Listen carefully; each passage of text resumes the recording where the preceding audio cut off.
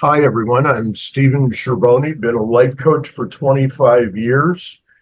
And you can learn a lot about the way that you look at life and how to alter your perspective to make yourself happier. And enjoy.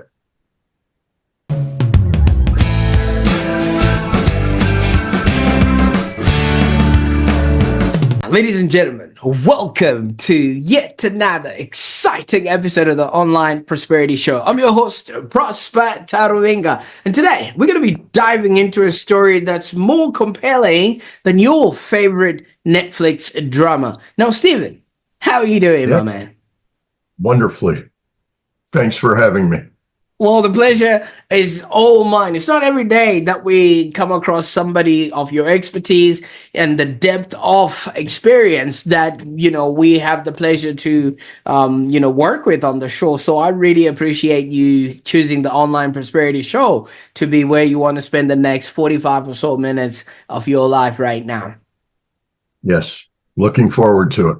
Absolutely. For those that are meeting Steve for the very first time, let me just take you off of that digital rock you've been hiding under. Now, our guest today, Steven Chervony, is a father, a husband, life coach, and the guy you want to maybe have on your speed dial when your relationship hits a plot twist. And Steve has been in the coaching game for over 25 years and he's been focusing on relationships, particularly the romantic ones. So he is a co-leader on the path to spirit warrior training, and he's also building his practice after overcoming some major health challenges. Now, this man has survived stage 4 melanoma against all odds, basically giving a big not today, cancer, not today. And I love such resilience. And we're going to explore his journey from being the go-to guy in his circles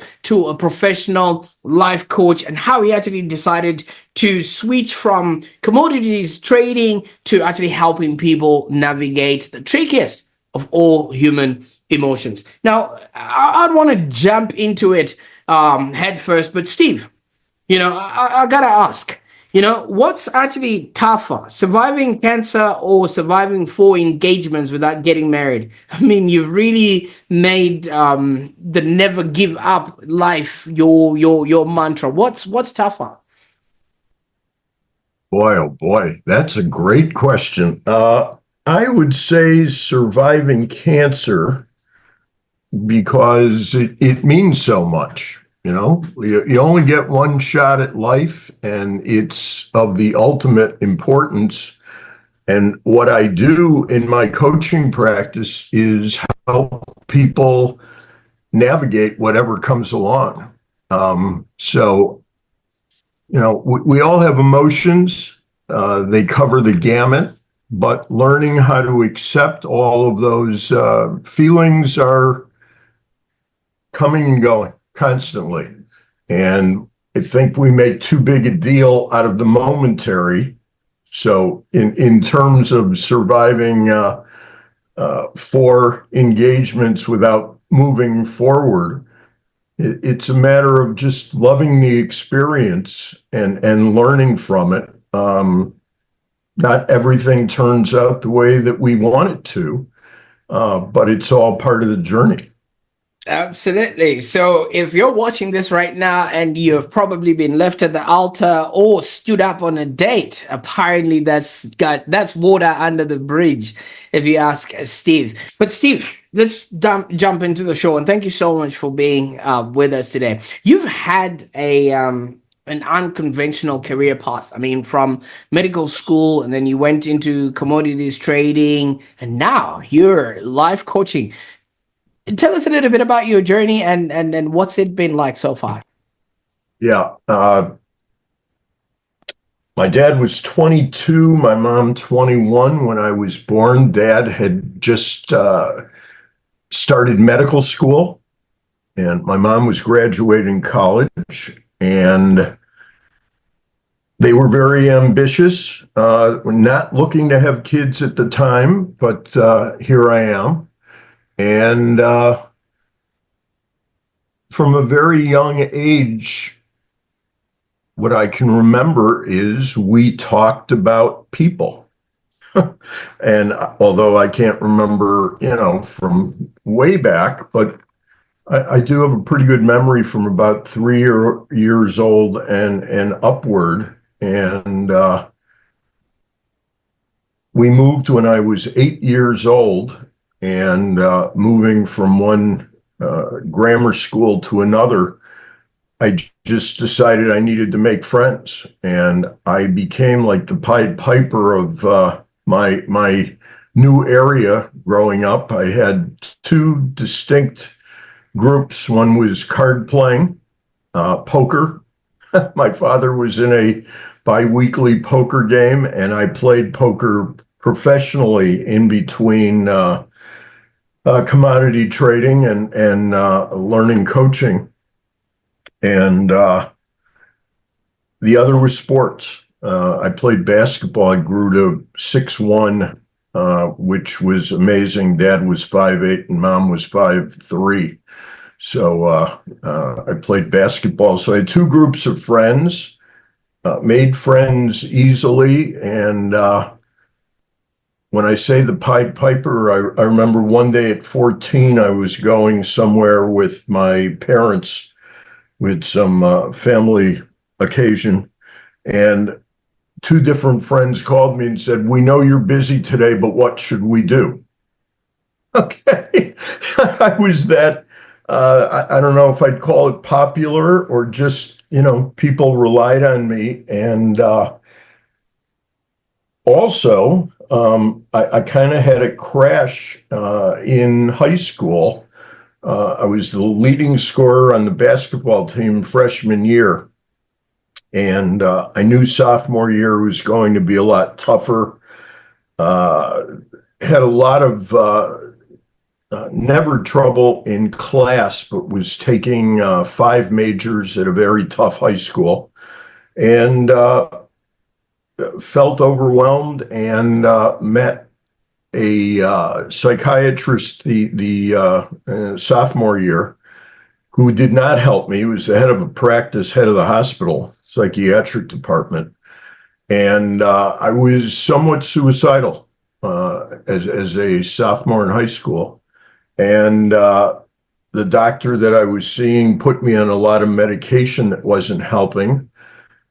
We switched psychiatrists when I didn't get on the bus to go to school first day of junior year, and met a psychiatrist that changed my life.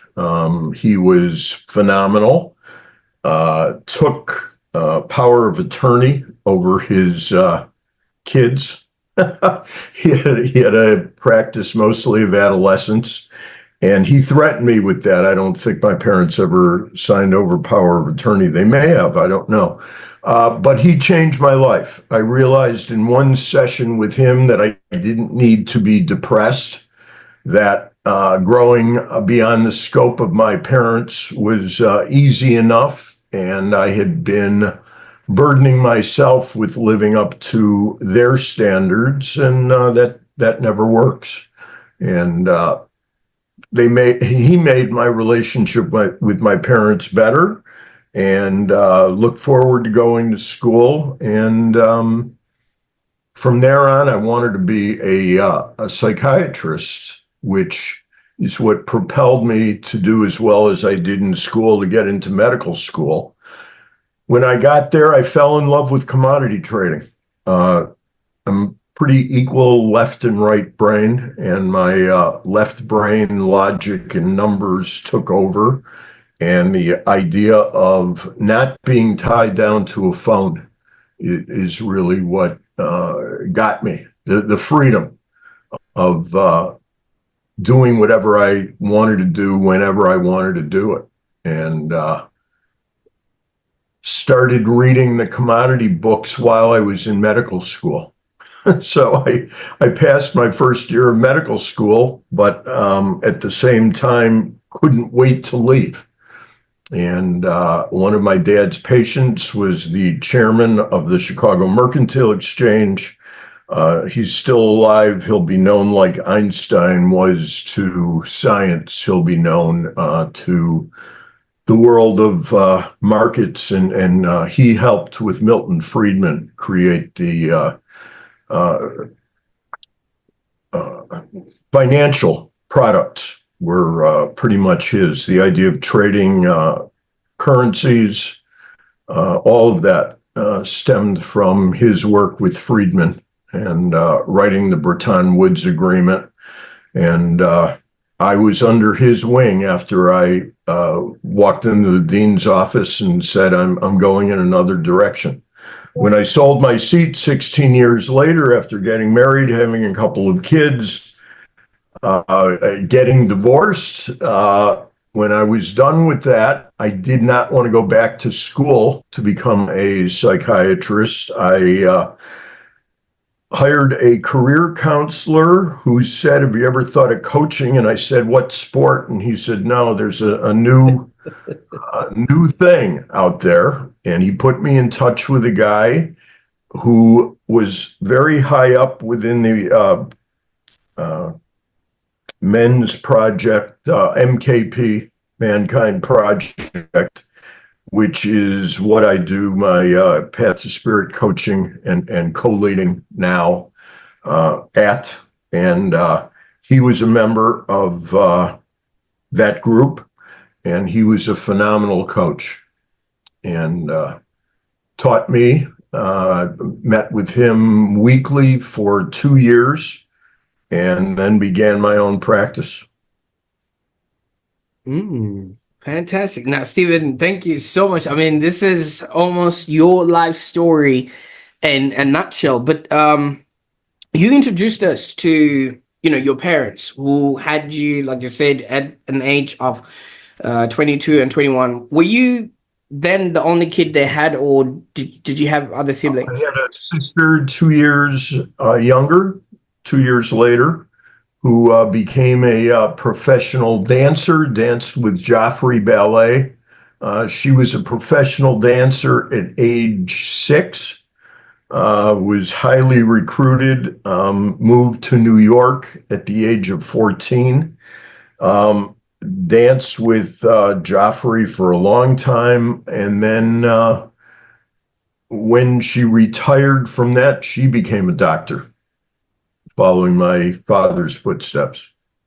Now, looking at this sort of, thread that you're weaving here, would you say you did mention your parents were high achievers, but do they have the same expectation on you as kids? Almost higher to a degree. At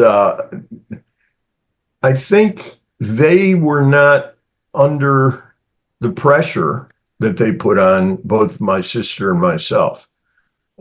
So, yeah, high achieving was a given. It wasn't a choice. And one of the things in Path to Spirit is the idea of burdens. And a burden is a decision you make about yourself in response to a victimizing event. And mine was dealing with perfection, because I often felt that way. And that was what led me to my tough year in high school, or tough couple of years early in high school, was the expectation was something I couldn't possibly meet. I had to tamp that down. But I did that, and it made my relationship with my parents much better because I could argue with them. Once upon a time I didn't. I just accepted the fact that if I didn't get straight A's, I did something wrong. And I realized that wasn't true. Now, you did refer to yourself as a Pied Piper at some point. I mean, obviously that would have been, how you viewed yourself in that particular scenario. Would you say that would have been an escape for you to at least find humor or find that way of wanting to be accepted by other people when you felt home didn't reciprocate? Yeah, no. For whatever reason, I didn't. The only place that I think I looked to overcome was in the classroom. Um, I Yeah, I was very comfortable in my own skin most of the time. So it was truly an act of making friends. It wasn't looking to escape much. I just knew I was a social person and liked, being a guy.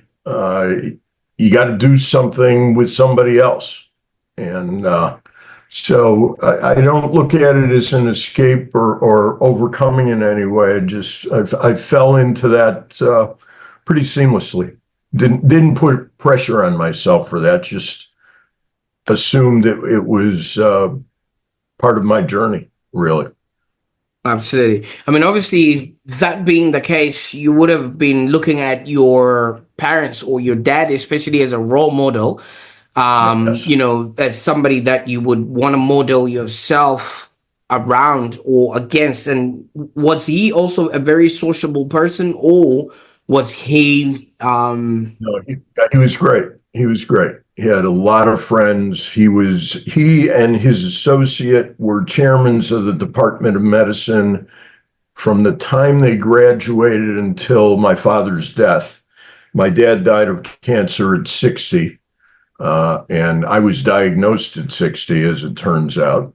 Um, but yeah, he was always running committees and talking with other doctors. The last 5 years of his life, he was hired as an administrator and was phenomenal at it.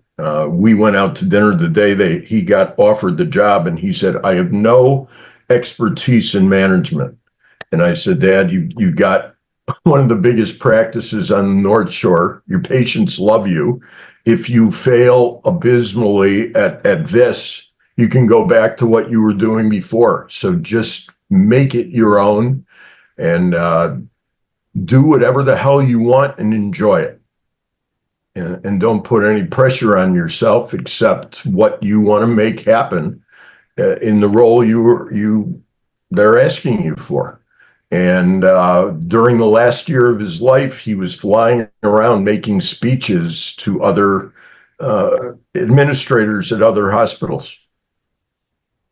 Did a phenomenal job. He had an idea of what patient care should look like. Very gentle, explain everything. His bedside manner was the one thing I thought I could never attain. but that being the case, obviously he's a professional success, but would you classify him as having been successful at being a dad? Yes.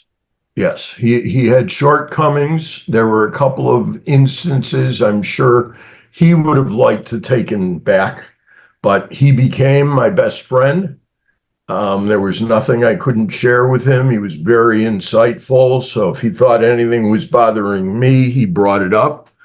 Um, as my sister and I talked about, he died on his 60th birthday.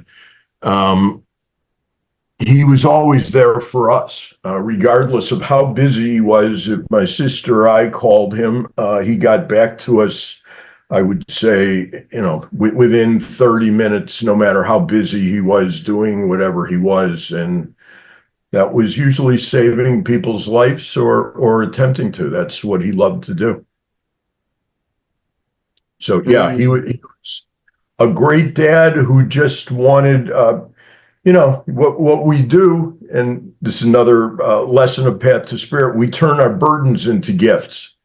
All right, we are put in a path of needing to survive our parents, but in doing that, we're given the opportunity to grow into certain skills that can't be taken away, and you can groom those skills and use them better if it's about parenting, and in every other way. So my dad was a phenomenal role model, and yeah, the perfection thing was a problem, and he would get angry momentarily.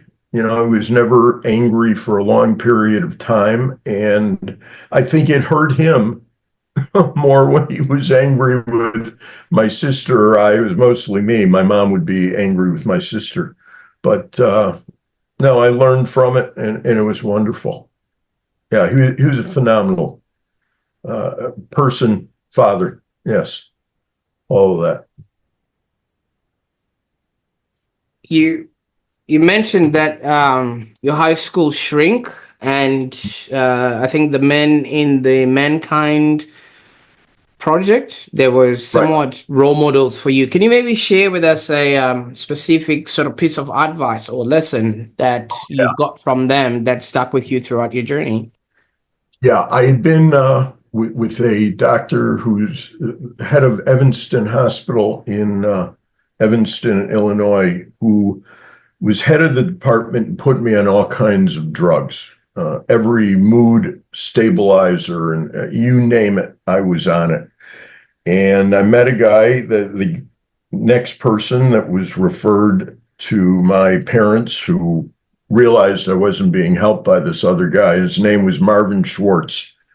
And I'll never forget, best meeting ever. And this is the story I'll share. Uh, my father, one night at dinner, came home. We had one night a week where we ate dinner as a family. Otherwise, my father was usually working until later. And I was his freshman year. And near the end of the season, I had fallen asleep on the couch. Dad got home, sat down to dinner, and he said, "How was basketball practice today?" And I said I didn't shoot well. It's bringing tears to my eyes because it's a story I don't like, and it was not indicative. But you'll get the worst of him in one story, but the best of Marvin Schwartz, the psychiatrist. So my dad said, "How was practice?" And I said, I don't know. I didn't shoot well." And my father pushed the table against the wall and he said, "How am I supposed to eat if you couldn't shoot?" And I told the story to the psychiatrist. And he looked at me and he said, "So there's a moral to the story, isn't there?" And I said, "I guess so." And he said, "Yeah, don't miss again. Make every shot. You'll be fine." And I realized the idiocy of how I had been looking at life, which was the way my parents had kind of set it up. Don't ever make a mistake. And my shrink just saying that, was like, well, that's impossible. So that's really stupid. And I just started laughing. It's like that's the greatest piece of advice I've ever gotten. And the guy who was the head of the hospital that had been feeding me medication was always saying things like, well, Muhammad Ali lost a fight, and almost nobody in boxing or whatever is undefeated. So, and that didn't help me at all. But they didn't have my circumstances. They weren't growing up with what I was growing up. So what did I care that they had a failure? But this guy saying make every shot immediately made me look at it in a different way, which was, I'm going to miss if I'm going to make myself decide to be happy or unhappy based on how well I shoot at practice. I'm going to be really unhappy. And yeah, it changed everything about my coaching, and really put me on the path to where I am as far as being a helper to others, and really looking at things from a different angles, but realizing where you came from, or where, being empathetic and feeling what the person's going through, and then showing them that everything is a matter of perspective, and you get to pick your feelings. So you don't have to pick sadness and anger, although they're wonderful. They're equally as good as happiness, but learn from them, channel them, and yeah, like I said before, feelings are ephemeral. Just be happy that you've got them. Oh, absolutely. I Don't mean, And I mean, I think you took this lesson through and through because you actually went on and overcome cancer, and it's actually a massive sort of Yeah, achievement. And obviously, there would have been a different perspective to all of that. How right. did this sort of experience transform your perspective on coaching and helping others, particularly those that are going through their own sort of struggles? Yeah, well, it's to attempt to take a big picture that not everything that happens, what I've learned from coaching couples and dealing with them individually, um, if I'm doing a husband and wife separately, let's say, uh, sometimes you'll get the first person in the week and they'll say something happened. I'm sure you'll hear a different side of the story from my spouse when you talk to her or him. And the other person doesn't even bring it up. All right. So everything that we go through, we look through a lens, but we all have tunnel vision. And the tunnel is our own, no matter how wonderful each of our brains are. We can only comprehend from what we're looking at. But we do have the option at looking at things from a lot of different perspectives and seeing if that changes how we view ourselves and our capacity to make changes or go in a different direction. Mm. No, I mean, obviously, so much has happened since. I mean, you've been engaged 4 times. I know we were joking about that earlier, but it's it's something that actually happened. And you've gone on to play poker professionally. You've survived cancer. What's the thread that people can pick up from all the things that you've experienced that will be an easy lesson for them to learn there? Uh, there's no sense in living if it's not to be happy. Mm-hmm. Okay. And we do get to pick our feelings, even in very tough spots. My first coach used to say, happiness to me is when I'm angry, knowing exactly what I'm angry about, when I'm sad, knowing exactly what I'm sad about, and feeling it to the depths of my being. But that's happiness. Okay. Experiencing all of the other feelings and realizing that it's all part of growth. And what I would just say to people is don't make individual outcomes that big a deal. Don't try to change others. We can only change ourselves to the degree that we want to. And be kind to yourself. We all have childhood to overcome. There's trauma for all of us, regardless of where we're from. And God knows my childhood was a breeze compared to many of my clients. So I would just say, uh, love the people who love you. Let love in. Mm. Most people love outwardly very well. They don't give themselves credit for it. And when people love them, they don't accept it. The biggest reason people have problems or fight with their spouse or loved one is they almost feel like they're not worthy of the great feelings of being in a relationship that works. Mm. Now, for those that are watching and they're curious to start working with you, can you tell us a bit about your coaching practice and how people can get in touch? Sure. Yeah, I'm a 24-hour a day guy, and with Zoom, it doesn't matter where people are. It's 10 p.m. where I am. I'm not even sure where you're at, what time it is. But I had a couple of clients in Australia myself a number of years back, and uh, Coach Steve 838 at AOL.com is my email address, and I can give you my phone number as well, 847-275-6049. and I'll start answering all unblocked calls because who knows where they'll come from now. Absolutely. Now, Yeah, obviously, you've been called the luckiest man alive, and yeah. yeah. In what sort of ways do you think that this belief has actually influenced the way you coach your clients? Well, it's that every day is a new opportunity. Um, you can't change the past. You can only learn from it, but don't focus on the past. Don't make it a preamble to today. The only thing that matters is your next decision and then the one after that. So be in a place to know what you want.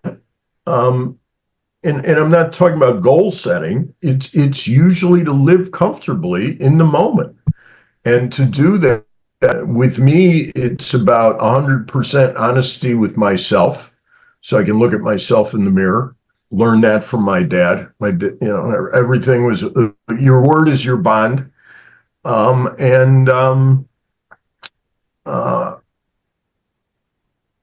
there's so many things that are unknown to us. During cancer, there were a couple of times that I was told I probably had 3 to 4 months tops. And often, when I had a major operation that saved my life at the time, there was almost no chance of that. And I thought I was the dumbest person alive. It's like, what am I putting myself through? Because nobody has any hope. Um, they were treating me, but a lot of it was for science. I was in a clinical trial, and I had 3 tumors. One was removed. The other 2 disappeared on their own. To this day, there isn't a doctor that can tell me why.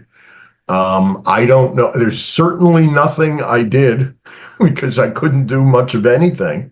Uh, and Yeah, it took me about 6 months to recover. I couldn't lay flat after leaving the hospital. I had 2 major operations in 2020. But the way I looked at it was I had come to a place of being very satisfied with the life that I had lived. And if I died, then I was going to die. I think a lot, if I have anything to do with the fact that I survived, it was because I realized I had no control except being kind to myself and not pushing myself. You talk about a great transformation from needing to be perfect. This was needing to be vulnerable.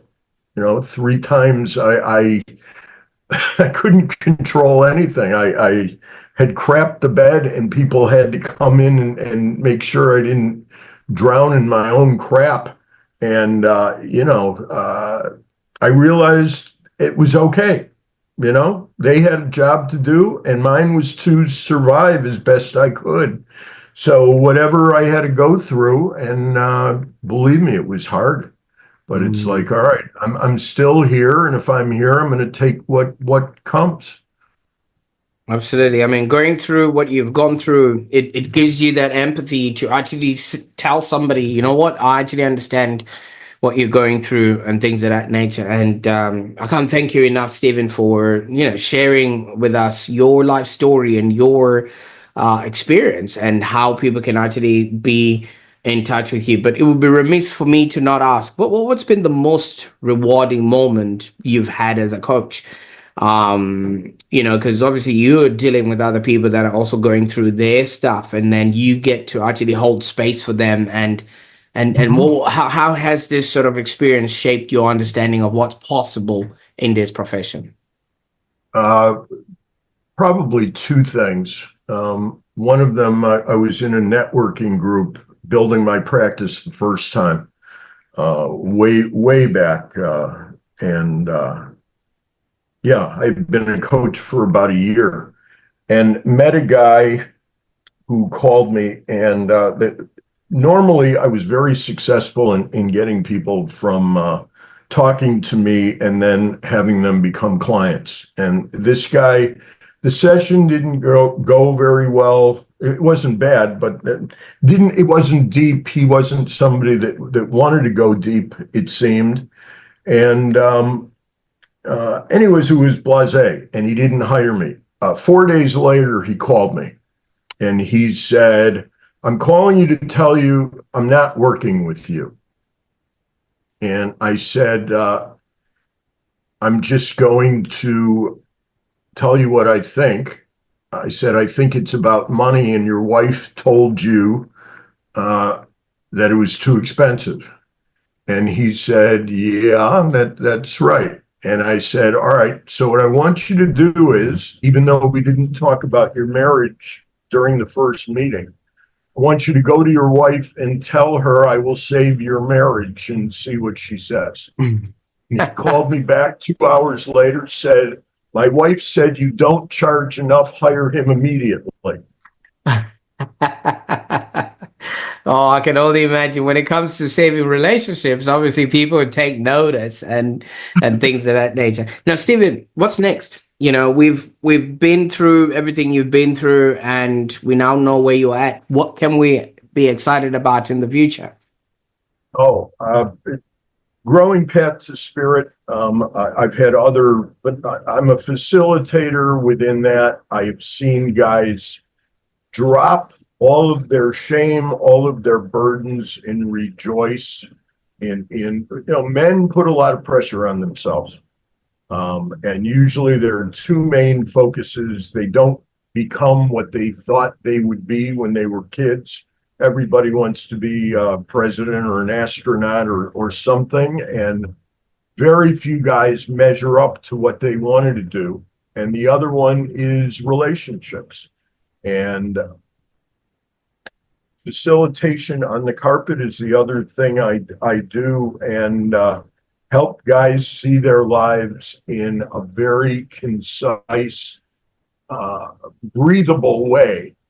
And then they can see that they don't have to beat themselves up, that they're not a bad person, that life is short and they can go out and live it to the fullest and be the best person they can for themselves and their loved ones.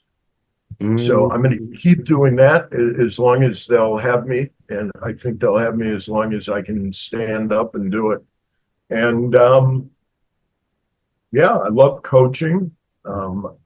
Married for a second time. I got married during cancer, and she's wonderful.